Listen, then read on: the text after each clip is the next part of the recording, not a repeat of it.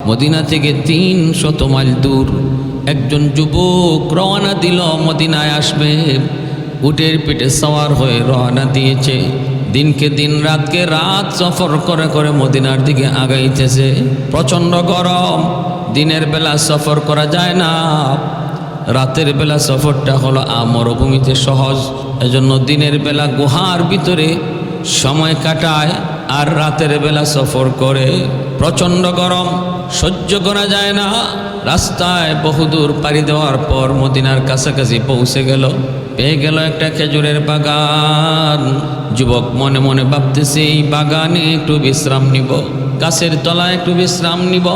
এই গাছের নিচে যুবক নিজের উটটাকে গাছের কাণ্ডের সাথে গাছের গোড়ার সাথে বেঁধে যুবক গাছের সাথে হেলান দিয়ে একটু ঘুমায় পড়ছে।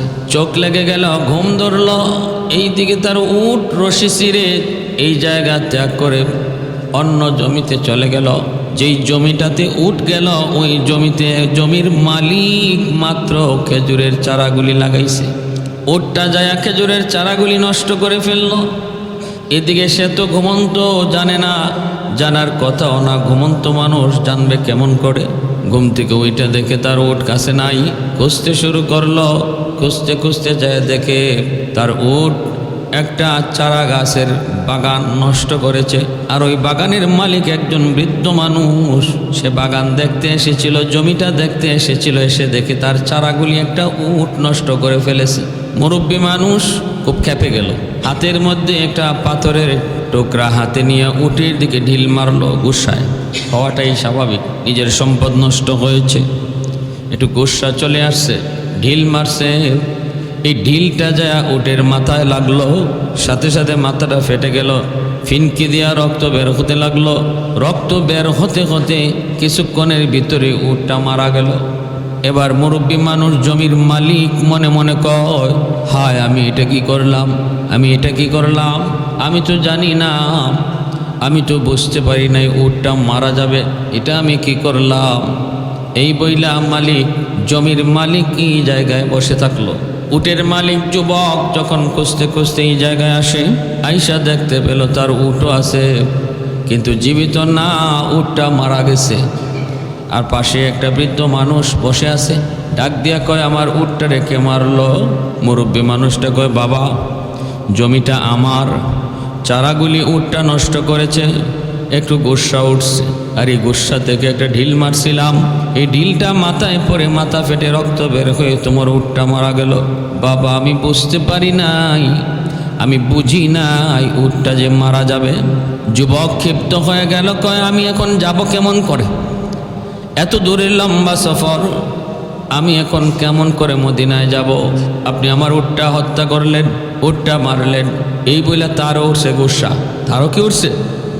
এই গুসা ওটা মাত্রই সে মুরব্বী মানুষটার একটা ঘুষি মারছে। এই ঘুষিটাও সে মেরে ফেলার জন্য মারে নেই, এই গুসা উঠছে, মারছে। এই ঘুষিটা পড়ছে বেকায়দা জায়গায়, সাথে সাথে এই মুরব্বী মানুষটাও ঘুষি খাইয়া পড়ে গেছে। মাথাটা পড়ছে একটা পাথরের উপর, সাথে সাথে মাথাটা ফেটে মুরব্বী মানুষটাও এখানে মারা গেল। এখন যুবক কান্দে, কয় হায় আমি এটা কি করলাম, আমি তো বুঝতে পারি নাই, আমি তো বুঝতে পারি নাই ইনি যে মারা যাবে, আমি এটা কি করলাম, ও আল্লাহ আমার দ্বারা এটা কি হয়ে গেল। মুসা আলাইহিস সালাম যেমন ওই কিপ্তি বংশের মানুষটারে একটা চর দিছিলেন, মুসা নবীর বংশের মানুষ আর ফেরাউনের বংশের মানুষ, এই দুই বংশের দুই মানুষে মারামারি লাগছে, ঝগড়া। আর মুসা আলাইহিস সালামকে ওনার বংশের লোকটা ডাক দিছে, মুসা দেখো তো এ আমার সাথে খালি ঝগড়া করে, হুদাহুদি ঝগড়া করে। তো মুসা আলাইহিস সালাম যায়, যাও এই ঝগড়াঝাটি এগুলো ভালো কাজ না, ওই ওই একটা থাপ্পড় দিছেন। আল্লাহ কোরআনের মধ্যে বলছেন যে আমার মুসার হালকা থাপ্পড়ে লোকটা মারা গেল। এখন মুসা আলাইহিস সালাম আল্লাহর কাছে কান্দে, ও আল্লাহ এটা কি হলো, এটা কি হলো, আমি তো এই ঝগড়া থামানোর জন্য একটু থাপ্পড় আস্তে করে দিছি, যে মরে যাবে এটা কে জানে। ও আল্লাহ আমি তো এখন খুনি হয়ে গেলাম, আমি তো এখন জালেমের খাতায় বুঝে আমার নাম হয়ে গেল। এই কান্নাকাটি শুরু করে দিলেন মুসা আলাইহিস সালাম। এমন কিছু ঘটনা, এমন কিছু হত্যা, এমন কিছু অঘটন ঘটে যেটা নিজের ইচ্ছা ছিল না, অনিচ্ছা হয়ে যায়। সেগুলো আল্লাহ পাক যদি অনিচ্ছা সত্ত্বে খুন হয় সেটা আল্লাহ পাক, সেই ক্ষেত্রে আল্লাহ জাহান্নাম চিরকাল, এই কথা আল্লাহ বলেন নাই। আল্লাহ এই আয়াতে বলছেন, অমাই ইয়াকতুল মুমিনা মুতাআম্মিদা, যে ইচ্ছা করে খুন করে, যে ইচ্ছা করে খুন করে তার ব্যাপারে আল্লাহ বলছেন সে জাহান্নামী, শুধু না চিরকাল জাহান্নামী। আর অনিচ্ছা সত্ত্বে যদি হয় সেটা আল্লাহ পাক রব্বুল আলামিন তারে মাফ করবেন যদি ইচ্ছা না থাকে খুনের। কিন্তু দুনিয়ার আদালতে যে রায় হবে, দুনিয়ার নিজাম ঠিক রাখার জন্য বিচারক তাকে যে শাস্তি দিবে সেটা ভিন্ন, তার দুনিয়াবী শাস্তি। কিন্তু আখিরাতে হয়তো আল্লাহর কাছে সে মাফ পেয়ে যাবে। প্যারে হাজিরিন, এজন্য ওই যুবক সেও কাঁদতে লাগলো, সেও যায় না। দেখেন আমাদের সমাজে হইল এমন যদি খুন হইতো, আমাদের সমাজে যদি এমন খুন হইতো তাহলে খুনিরে কি পাওয়া যেত? খুনিরে পাওয়া যেত? এখানে কেউ নাই, সে কোত্থেকে কই যেত কোনো খবর নাই, এক দেশ থেকে আরেক দেশে চলে যেত, নাম বদলায় ফেলতো, দাড়ি থাকলে দাড়ি কামায় ফেলতো, দাড়ি না থাকলে আলগা দাড়ি লাগায় ফেলতো, হ্যাঁ সব কিছু সুরত সারত সব বদলায় ফেলতো, যে পুলিশে যেন তারে খুঁজে না পায়, পুলিশে যেন খুঁজে না পায়, এমন সুরত করত। কিন্তু এই কাজ কে করে না? যার অন্তরে আল্লাহর ভয়, যে মনে করে, যে ভাবে যে দুনিয়ার শাস্তিটা আমার বড় নয়, আখিরাতের শাস্তিটা হলো আমার সবচেয়ে বড়। এই ভয় যার অন্তরে আছে, সে অপরাধ করার পরেও যদি অনিচ্ছা সত্ত্বে অপরাধ হয়ে থাকে, সে এই জায়গা থেকে পালাবে না, পালাবে না। তখন সন্ধ্যাবেলায় বাবা যখন বাড়িতে যায় না, ওই বাবার খুঁজে তার জোয়ান দুটা ছেলে বাগানে আসলো। এসে দেখে অবাক কাণ্ড, উট একটা মরে পড়ে আছে, আর পাশে বাবার লাশ পড়ে আছে, আর বাবার লাশের পাশে এক যুবক বসে বসে কাঁদতেছে। দুটা সন্তান ডাক দিয়ে বলতেছে, কে গো তুমি? কি তোমার পরিচয়? কি তোমার পরিচয়? আমার আব্বারে কে মারলো? ওই যুবক তখন পরিচয় দিয়ে বলতেছে, বাইরে একটু লক্ষ্য করে মনোযোগ দিয়ে শোনো, আমি মিথ্যা কথা বলবো না, মিথ্যা বলার প্রয়োজনও মনে করি না, কারণ মিথ্যা যদি বলার ইচ্ছাই থাকতো আমি এখানে বসে থাকতাম না, আমার নিজে বাঁচার ফিকিরি যদি থাকতো আমি এখান থেকে চলে যেতাম। উটটা ছিল আমার, জমি নষ্ট করেছে তোমার আব্বা, ঢিল মেরে উটটা মেরে ফেলেছে, এই কারণে আমার একটু গুসা উঠলো, আমি তার একটা ঘুষি দিয়েছিলাম, মারবার নিয়তে নয়, হত্যা করার নিয়তে নয়, শুধুমাত্র আমার উটকে মারার কারণে একটু গুসা আসছিল এজন্য। কিন্তু তোমার বাবা মাটিতে পড়ে গেলেন, আর ওই রকম পাথরের উপর মাথা পড়ার কারণে মাথা ফেটে রক্ত বের হয়ে তোমার আব্বা মারা গেছেন। এর যুবক, আমাকে তোমরা এখন যেখানে খুশি সেখানে নিয়ে যাও, আমাকে মদিনার আদালতে নিয়ে যাও, ওমর ফারুক রাদিয়াল্লাহু তাআলা আনহুর আদালতে নিয়ে যাও, আমার যেই শাস্তি উনি ধার্য করবে মাথা পেতে মেনে নিব, আমি বিন্দু পরিমাণ কোনো কার্পণ্য করব না, ছলচাতুরি করব না, মিথ্যা কথা বলবো না, যা হয়েছে 100 সত্য বলবো। এরপরে ইসলামী আদালত আমাকে যেই শাস্তি দেয় সেই শাস্তি মেনে নিব, তবু আমি আল্লাহর আদালতের বিচার থেকে বাঁচতে চাই। আল্লাহর আদালতের বিচার বড় ভয়ঙ্কর, বড় ভয়ানক, ওই ভয়ঙ্কর আযাব থেকে বাঁচতে চাই। দুনিয়ার বিচার মাথা পেতে মেনে নিব, আমাকে তোমরা মদিনার আদালতে, ওমর ফারুকের আদালতে তোমরা একটু নিয়ে চলো। ওই দুটা ভাই তারা তাকে নিয়ে ধরে খলিফাতুল মুসলিমিন আমিরুল মুমিনিন হযরত ওমর ফারুক রাদিয়াল্লাহু তাআলা আনহুর দরবারে হাজির করলো। হযরত ওমর সবগুলি কথা শুনলেন, শোনার পর তিনি বলতেছেন, তুমি ইচ্ছা করে মারো আর অনিচ্ছা করে মারো সেটা তো আমরা জানি না, তোমার দিলের ভিতরে কি ছিল সেই হালত শুধু জানেন একমাত্র কে। অতএব দিলের হালতের উপরে বিচার মানুষে করে না, দিলের হালতের উপরে বিচার হয় আল্লাহর আদালতে, আর অবস্থা বাহ্যিক দিক বিবেচনা করে বিচার হয় দুনিয়ার আদালতে।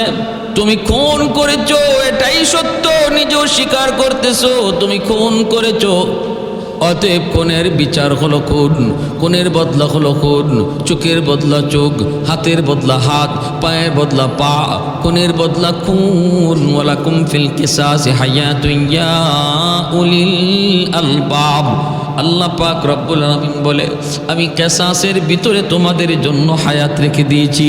তোমরা যারা মনে করো একজন কলিরে খুন করলে, একজন কলিরে ফাঁসি দিলে, একজন কলিরে জেলে লটকাইলে, একজন কলিরে ক্রসফায়ার করলে পড়ে হায় জীবন বুঝি গেল, জীবন বুঝি গেল। রব্বুল আলামিন কয় না না, তোমরা দেখো একটা জীবন গেছে, কিন্তু আমি আল্লাহ দেখি 100টা জীবন রক্ষা হইছে। যেরকম সুবহানাল্লাহ। একটা জীবনের বিনিময়ে 1000 জীবন রক্ষা হয়, 1000 জীবন রক্ষা হয়। অন্য খুনিগুলা তারা সতর্ক হয়ে যায়, না না বাবা খুন করা যাবে না, যদি আমি খুন করি তাহলে আমাকে পরের দিনই ধরা হবে, খুন করা হবে। আমি খুন করেছি গোপনে, কিন্তু আমাকে খুন করা হবে প্রকাশ্যে। আমি খুন করেছি জঙ্গলে, আমাকে ফাঁসি দেওয়া হবে বাইতুল মুকাররমের গেইটে। আমি গুল্লি করেছি তার রাস্তায়, আমাকে ক্রসফায়ার দেওয়া হবে বাইতুল মুকাররমের গেইটের সামনে। হাজারো মানুষ দেখবে সেই দৃশ্য, আমার সন্তান দেখবে সেই দৃশ্য, আমার মা দেখবে আমাকে হত্যা করার দৃশ্য, আমার স্ত্রী দেখবে আমাকে হত্যা করার দৃশ্য। না না না, এমনটা আমি করতে পারি না, পারি না। এই চিন্তা যার মাথায় থাকবে, হাজারো খুনি সতর্ক হয়ে যাবে, হাজারো খুনি সতর্ক হয়ে যাবে। হাজারো খুনি সতর্ক হওয়া মানে হলো হাজারো জীবন রক্ষা পাওয়া। এজন্য আল্লাহ বলে, একটা কাসাসের ভিতরে, একটা খুনির বিচারের ভিতরে আমি আল্লাহ অসংখ্য জীবন রেখে দিয়েছি। মানবাধিকার লঙ্ঘন তোমরা বলো, তোমরা বলো অপরাধীকে খুনিকে হত্যা করলে তোমাদের আদালতে সেটা অন্যায়, কিন্তু আল্লাহর আদালত বলে প্রমাণ যদি হয়ে যায় দেরি নাই, সেটাও লুকায়িত নয়, হাজারো মানুষের সামনে দর্শকের শাস্তি দেখাও। দর্শন করেছে দেখায়া বিচার করো। সে যদি বিবাহিত হয় বুক পর্যন্ত দাবায়া, তারপরে তারে রজম মারো, পাথর মারো, মিডিয়া ফলাও করো, সবাইকে দেখাও। তোমরা যদি মনে করো এটা মানবাধিকার লঙ্ঘন, তাহলে যে মানুষগুলাকে ওই খুনি, ওই দর্শক যখন এইরকমভাবে এরকম হালকা কিছু জেল পাইয়া বের থেকে বিচার হইয়া আরও 10 জনরে দর্শন করবে, তখন মানবাধিকার যাবে কোথায়? তখন মানবাধিকার যাবে কোথায়? এই খুনি জেল থেকে বের হয়ে যখন আরও 10টা খুন করবে, তখন মানবাধিকার যাবে কোথায়? তখন কি বলবা, স্লোগান কি দিবা? এটা আল্লাহর কোরআনের আইন, তার মানে এটা আমাদের সামাজিক আইন নয়, এটা আমি আপনি করার কোনো অধিকার নেই। আল্লাহর কোরআনের আইন প্রতিষ্ঠা করবে রাষ্ট্রপ্রধান, যদি না করে সে আল্লাহর কাছে দায়ী থাকবে, সে আল্লাহর কাছে দায়ীকে থাকবে। রজম মারার বিচার, খুনিকে হত্যা করার বিচার কোনো মেম্বারের উপরে নয়, কোনো আলেমের উপরেও নয়, কোনো চেয়ারম্যানের উপরেও নয়, কিন্তু মন্ত্রী মিনিস্টারের উপরও নয়, সেটা রাষ্ট্রপ্রধানের উপর। সেক্টর ভাগ করা আছে, কার কতটুকু অধিকার আছে বিচার করার, এটা ইসলাম ধার্য করে দিছে। এখন রাষ্ট্রের কাম যদি আমি ঘরে নিয়ে আসি তাহলে হবে না, এটাকে ইসলাম সাপোর্ট করে না। আপনি যদি বলেন আমি তো কোরআনের আইনই চালু করলাম, কে বলছে আপনার কোরআনের আইন চালু করতে? এটা তো আপনার দায়িত্ব নয়, যার যে দায়িত্ব সেটা ভাগ করে দেওয়া, ভাগ করে দেওয়া। এই সমস্ত কিছু নির্বুধ মানুষ বুঝে না বিদায় তারা এরকম গ্রামে গঞ্জে 2-1টা বিচার করে আর ইসলামের বদনাম করে, ইসলামের বদনাম হয়। আরে হাজিরিন, বুঝতে হবে সিনেমা হল ভালো না খারাপ, সিনেমা হল ভালো না খারাপ, এখন কি বাঙ্গেলান আপনি? এই অধিকার আপনার নাই। এই সিনেমা হল বাংবার অধিকার আপনাকে ইসলামও দেয় নাই, দেয় নাই। কার বাংলার অধিকার? সরকারের। আমি বলবো এটা খারাপ, এটা জঘন্য জিনিস, এর দ্বারা যুবকের চরিত্র নষ্ট হচ্ছে।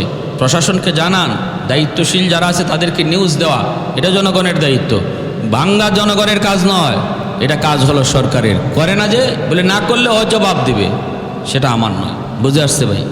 এই হলো ইসলামের নীতি আদর্শ। আইন নিজের হাতে তুলে নেওয়া যায় না, এটা যেমন দেশে বলে কোরআনের আইনও বলে আইন নিজের হাতে তুলে নেওয়া যায় না।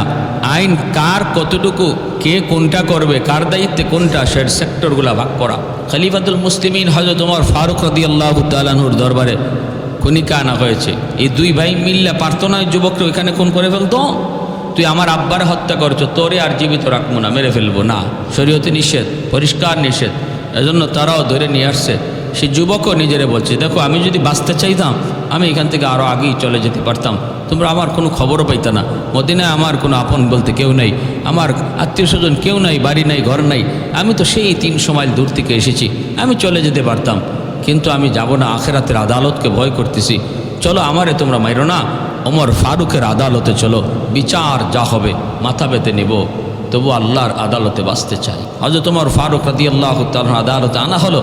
তিনি সব কথাগুলি শোনার পর তিনি বলতেছেন, রায় হলো তোমাকে ফাঁসিতে ঝুলানো হবে। খুনের বদলা খুন, সাক্ষী প্রমাণ লাগে না তো। এখানে যে খুনি হে নিজেই স্বীকার করতেছে যে সে নিজে খুন করছে, অতএব এখানে সাক্ষীর প্রয়োজন নাই। দেখেন, এটাও দেখেন ইসলামের কত বড় বিধান যে আল্লাহ ভীতি থাকলে, খোদার ভয় থাকলে পরে কি হয়, সমাজ থেকে কেমনে অপরাধ দূর হয়। ওই জায়গায় সে যে খুন করছে এর কোনো সাক্ষী ছিল না। এই যুবক যে তার বাবাকে মারছে কোনো সাক্ষী ছিল না, কেউ নাই ওই বাগানে। সে যদি বলতো যে আমি জানি না, কোনো উপায় ছিল না এই যুবককে ফাঁসিতে ঝুলানোর, কোনো উপায় ছিল না। যদি বলতো যে আমি জানি না কে খুন করছে তোমার বাবার, আমি কি জানি। কিন্তু সে চিন্তা করছে আল্লাহর ভয়, পরকালের আদালতের ভয়, পরকালের আদালতের ভয় চিন্তা করে যুবক রাজি হয়েছে এবং নিজের কথা সে সত্য কথা বলে দিছে, সত্য কথা বলে দিছে। হযরত ওমর ফারুক রাদিয়াল্লাহু তাআলা আনহুর আদালতে আনা হলো, ফাঁসির রায় দেওয়া হলো, ফাঁসির রায়।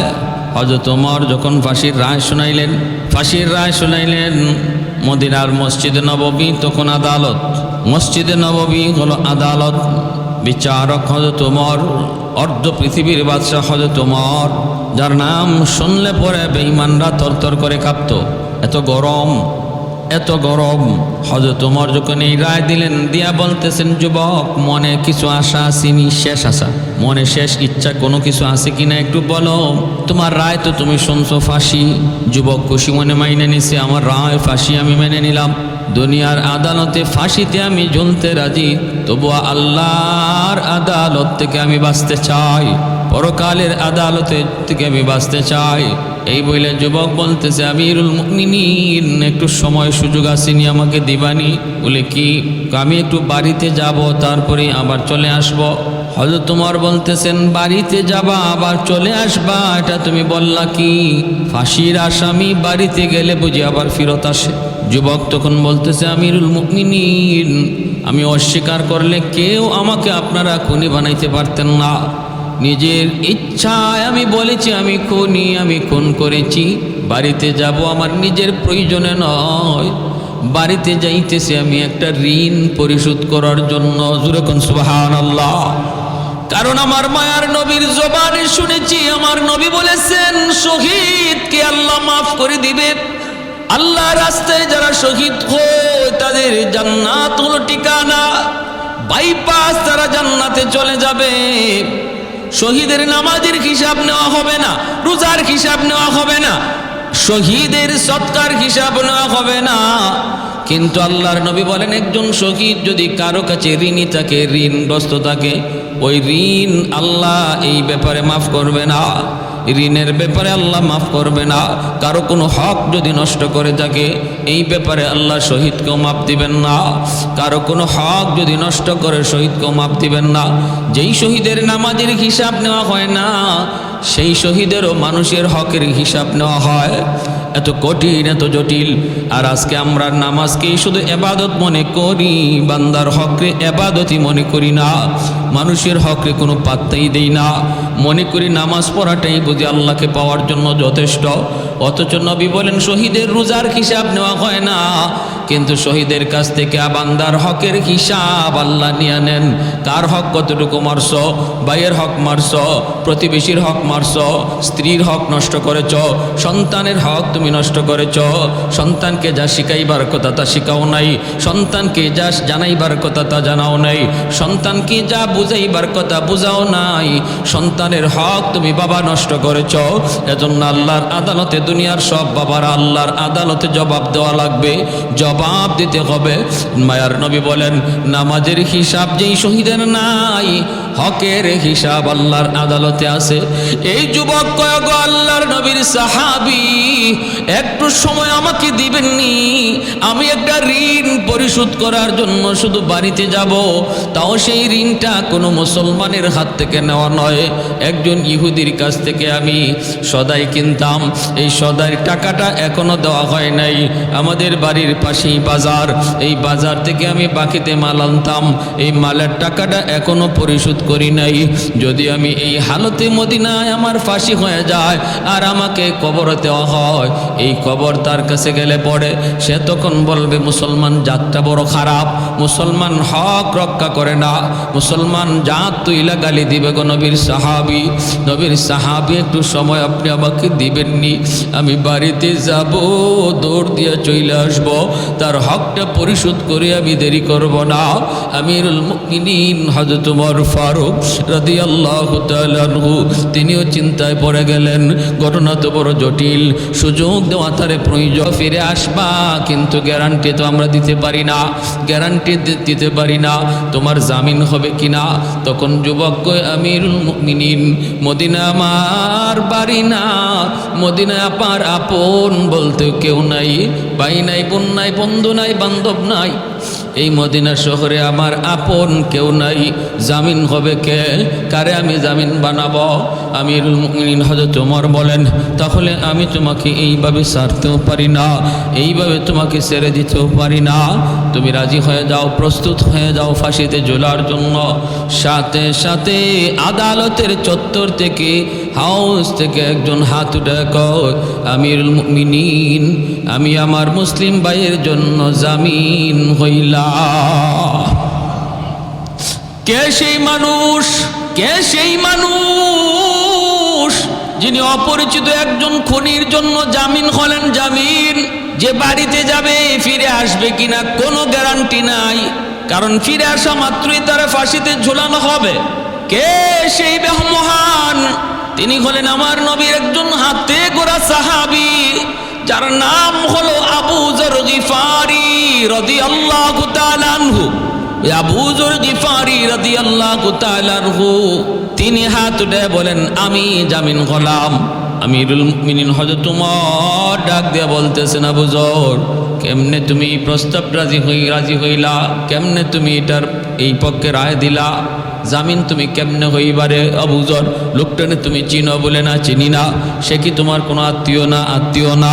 তাহলে কোন বিশ্বাসে তুমি জামিন হইতেছ?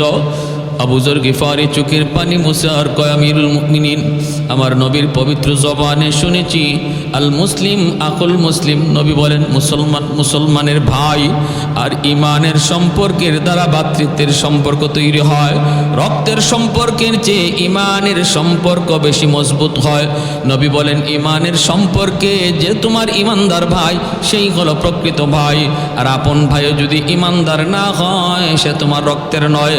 অতএব মুসলমানের সম্পর্ক তৈরি হয় ইমানের দ্বারা, সে আমার মুসলিম ভাই, আমিও একজন মুসলিম, অতএব সে আমার ভাই, আমি তার পক্ষ থেকে জামিন হইলাম।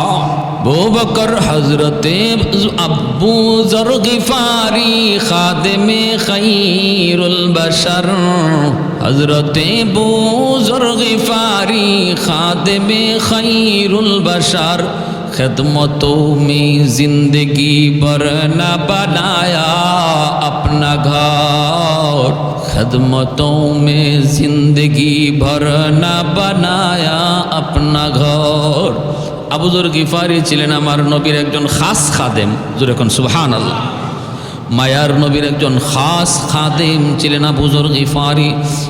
কবি বলতেছে নবীর খেদমতের কারণে আবু যর নিজের ঘরটা পর্যন্ত কোনোদিন বানায় না। আবু বকর হযরত ওমর ফারুক রাদিয়াল্লাহু তাআলা তখন বলতেছেন ঠিক আছে যাও, আগামী মাসের প্রথম জুম্মা, আগামী মাসের প্রথম জুম্মার নামাজের পর এই বিচার কার্যকর হবে, তোমাকে এই কদিনের জন্য ছুটি দেওয়া হলো, যাও তোমাকে সুযোগ দেওয়া হলো। আর মদিনার মানুষ শোনো, আবু যর গিফারি তার পক্ষ থেকে জামিন, যদি শুক্রবার জুম্মার আগে আগে যুবক তুমি না পৌঁছো, তোমার বদলে জুম্মার পরপর এই আমার নবীর সাহাবে আবু যর গিফারিকে ফাঁসিতে ঝুলানো হবে। যুবক দ্রুত বেগে, আর দেরি নাই, দ্রুত বেগে ঘোড়ার পিঠে সওয়ার হইল, বলল আমাকে একটু ঘোড়া দেন, দ্রুতগামী ঘোড়া দেন। দ্রুত বেগে ঘোড়ার উপরে সওয়ার হইয়া যুবক রওনা দিল বাড়িতে। যাইয়াই মার সাথে দেখা করলো, বাবার সাথে দেখা করলো, কইরেই বাজারে গেল, যাইয়াই ইহুদি ওই দোকানদারকে তার টাকাটা বুঝাই দিল। এরপরে বাড়িতে আসলো, আইসা বলতেছে মা গো আমি বেশি সময় দেরি করবো না গো মা, জীবনের শেষ খানাটা সন্তানরে তুমি খাওয়ায় দাও। বাবার কাছে যায় বলতেছে, বাবা ঋণটা তুমি বাবা তোমার হক তুমি মাফ করে দাও। বাবা আমি তোমার ঋণ শোধ করতে পারলাম না, জীবনভর আমার তোরে শুধু শ্রম দিয়ে গেলা, জীবনভর শুধু আমার তোলে টাকাই খরচ করে গেলা, কিন্তু আমি সন্তান হিসাবে কোনো ঋণ শোধ করতে পারলাম না গো বাবা, আমাকে মাফ করে দাও। মাকে কান্দায়, বাবারে কান্দায়। মায় কয় বাবা কি হয়েছে একটু বলো। ছেলে কয় মা গো অনিচ্ছা সত্ত্বে আমি একজনকে খুন করে ফেলেছি। মদিনার আদালতে, ওমরের আদালতে আমার রায় হয়েছে ফাঁসি। আমি আর দেরি করতে পারবো না গো মা। মা আমি বাঁচতে পারতাম, আল্লাহর আদালত থেকে বাঁচার জন্য নিজের অপরাধ আমি স্বীকার করে নিয়েছি। মাকে কান্দায়, বাবারে কান্দায়। একটা মাত্র সন্তান বাপ মার চোখ দিয়া পানি পড়ে, কপালে মা চুমু খায়। তারপরে বাপ মার কাছ থেকে বিদায় নিয়ে যুবক ঘোড়ার পিঠে সওয়ার হয়। মা জীবনের শেষ দেখাটা সন্তানরে দেখে নেয়। সন্তান ও ঘোড়ার পিঠে উঠা মার দিকে তাকাইয়া জীবনের শেষ দেখাটা দেখে নেয়, মদিনার দিকে রওনা দিয়া দেয়। এই দিকে ভাইরা পথ তো অনেক লম্বা সফর। রাস্তার মাঝখানে তার এই ঘোড়ার জিনপোস্টটা ভেঙে গেছে। জিনপোস্টটা ভেঙে যাওয়ার কারণে এটা ঠিক করতে বা এটা এরকম বানাইতে রাস্তায় তার দেরি হয়ে গেল। এমনভাবে দিন যায় রাত চায়, মদিনায় আসতে হয়। আমার ভাইরা জুম্মার আজান পড়ে গেল, এখনো যুবক মদিনায় আসে নাই। মদিনার মানুষ সবাই অপেক্ষায়, কারণ মদিনার নারী নাই পুরুষ নাই, সবাই আবু যর গিফারিকে চিনে। প্রত্যেকে আবু যর গিফারির ফজিলত মর্যাদা জানে। মদিনার ঘরে ঘরে কান্নার রোল পড়ে গেল। আজ জুম্মার পরে আবু যর গিফারিকে ফাঁসিতে ঝুলানো হবে। আজান হয়ে গেল। উমর ফারুক তিনি প্রতিনিধি পাঠায় দিলেন, যাও আবু যর গিফারিকে ধইরা নিয়ে আসো। আবু যর গিফারিকে মদিনার আদালত, মসজিদে নববীর আদালতে হাজির করো। বলো যুবক এখনো আসে নাই। মদিনার নারী পুরুষ, ছোট আবাল বৃদ্ধ বনিতা যুবক সবাই মসজিদে নববীতে চড়া হয়ে গেছে। হায় আজকে কি ঘটবে? একটা খুনির কারণে আমার নবীর এত বড় সাহাবী, এত বড় জলিলুল কদর সাহাবী, তারে আজকে ফাঁসিতে ঝুলানো হবে। মদিনার মানুষের চোখ গড়ায় গড়ায় পানি পড়তেছি। জুম্মার মসজিদের নামাজও হয়ে গেল। মানুষজন নামাজ পড়েই সাথে সাথে আবার রাস্তার দিকে তাকায়, যুবক আসে কিনা দেখে না, এখনো যুবক আসে নাই। সবাই কান্দে, কিন্তু আবু যর গিফারি তখন হাসতেছে। জোরে কোন সুবহানাল্লাহ। ওনার মুখে কোনো কান্না নাই, চোখে কোনো কান্না নাই, ভয় ভীতির কোনো ছাপ নাই। তিনি তো মনে মনে কয়, ঢাক দিয়ে জিগায়, কেন তুমি এত আনন্দ? কয় আমার নবীর হাদিস মানতে যে যদি আমি আবু যর আজকে শহীদ হই, আমার কোনো কষ্ট নাই। আমি তো আমার মায়ার নবীর হাদিসের উপর আমল করেছি। নবী বলে মুসলমান মুসলমানের ভাই, এই ভেবে আমি জামিন হয়েছি। আর এই কথার কারণে যদি আজকে আমি ফাঁসিতে ঝুলতে হয়, কোনো আপত্তি নাই, আপত্তি নাই। হাসরের মাঠে আমি নবীর সামনে হাসি মুখে দেখা করব। যখন সুবহানাল্লাহ। হযরত ওমর ফারুক তিনি বিচারকের আসনে বসে গেলেন, চেয়ারে বসে গেলেন। ওনার পাশেই জল্লাদ দাঁড়া আছে। মদিনার মানুষ হাউস বরাব, হাউজের বাহিরে ভিতরে মদিনার মানুষ, সবার চোখে পানি, সবাই কাঁদতেছে আর রাস্তার দিকে তাকায়। ওই অবস্থায় কোনো খবর নেই যুবকের। ওমর ফারুক তিনি বিচারকের আসনে বৈশা। হযরত ওমর তিনি তো কথা বলবেন, এত শক্ত দিলের মানুষ। সেই ওমরের চোখেও ওই দিন পানি দেখা যায়। সে ওমরও কাঁদতেছেন আর বলতেছেন, আমি ওমর জীবনে কত রায় দিলাম, কোনো রায় দেওয়ার আগে আমি ওমর কোনোদিন কাঁদি নাই। আজ আমি কান্না না করে পারলাম না, কারণ আমার নবী আবু যর গিফারির কত মর্যাদা আমি ওমরকে শুনাইছি। ওমর রায় দিয়ে দিলেন, ফাঁসিতে ঝোলার জন্য প্রস্তুতি নেও আবু যর প্রস্তুতি নেও। জল্লাদ সামনের দিকে আগায়, ওনাকে ধরে নিয়ে আসবে। কিন্তু সবাই তাকায় দেখে মদিনার ওই জল্লাদ, যার নামই তো জল্লাদ, যার দিলের ভিতরে কোনো মায়া নাই, কোনো দরদ নাই। আজকে ওই জল্লাদের চোখ দিয়েও পানি ঝরতেছে। এক কদম আগায় দুই কদম জল্লাদ পিছায় যায়, এক কদম আগায় দুই কদম পিছায় যায়। এইভাবে জল্লাদ কাঁদতেছে, সামনের দিকে আগাইতেছে। আবু যর গিফারিরে নিয়া যেই মাত্র রশিতে চড়াবে ওই সময় একজন মানুষ চিৎকার দেয়া কয়, আমিরুল মুমিনিনের জল্লাদ থামো থামো।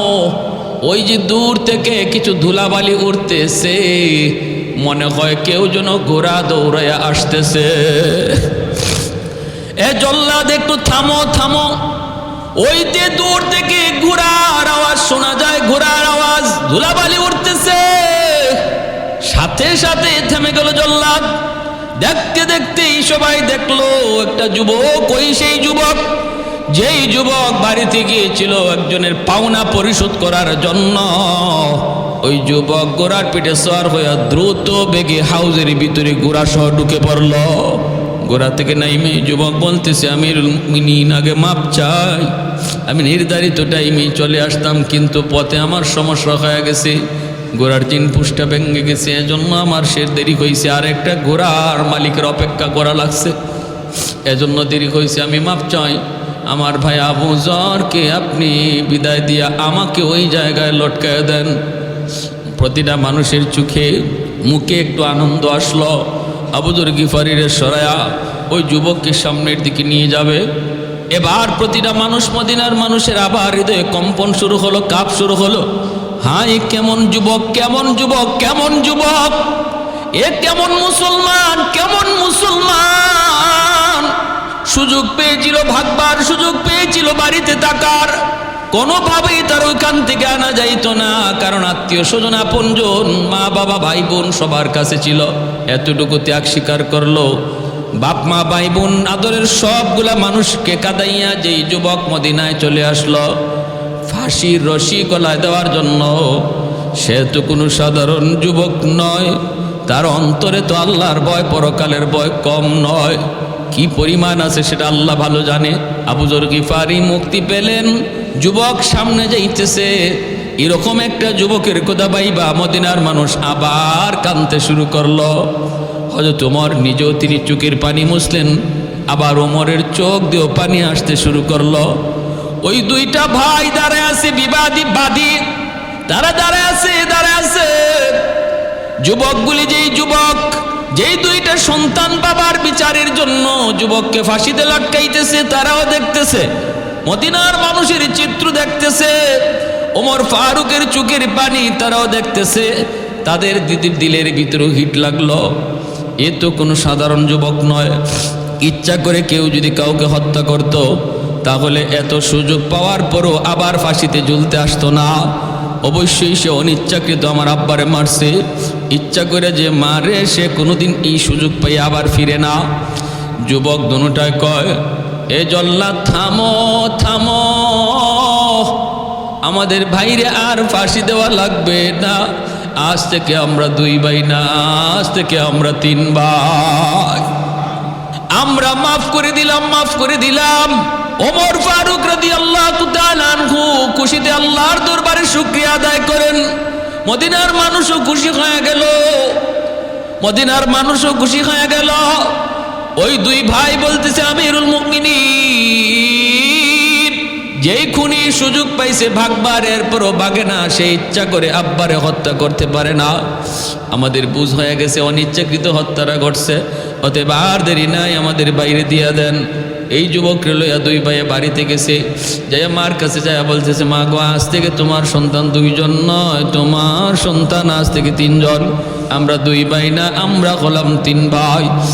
পায়রা বন্ধুরা, এজন্য বলতেছিলাম আল্লাহর ভয়, পরকালের ভয়, আল্লাহর আদালতে জবাবদিহিতার ভয় একটা সমাজকে সুন্দর করতে পারে, একটা মানুষকে সুন্দর মানুষ বানাইতে পারে।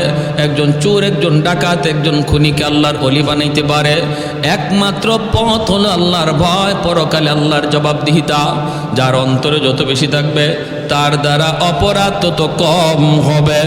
আখিরাতের জবাবদিহিতার ভয় যার জিন্দেগিতে বেশি থাকবে তার দ্বারা অপরাধ তত কম হবে। আর জবাবদিহিতামূলক শিক্ষা ব্যবস্থা হলো কোরআনের শিক্ষা, মাদ্রাসা শিক্ষা। এর মূল ফাউন্ডেশন, মূল থিওরিটাই হলো দুনিয়ার জীবনটাই শেষ নয়, দুনিয়ার জীবনটা আল্লাহর আদালতে জবাবদিহিতামূলক একটা জীবন ব্যবস্থা। তোমার জীবনের প্রতিটা কদম, প্রতিটা হিসাব আমার মালিকের দরবারে দেওয়া লাগবে। এই শিক্ষার নাম হলো কোরআনের শিক্ষা।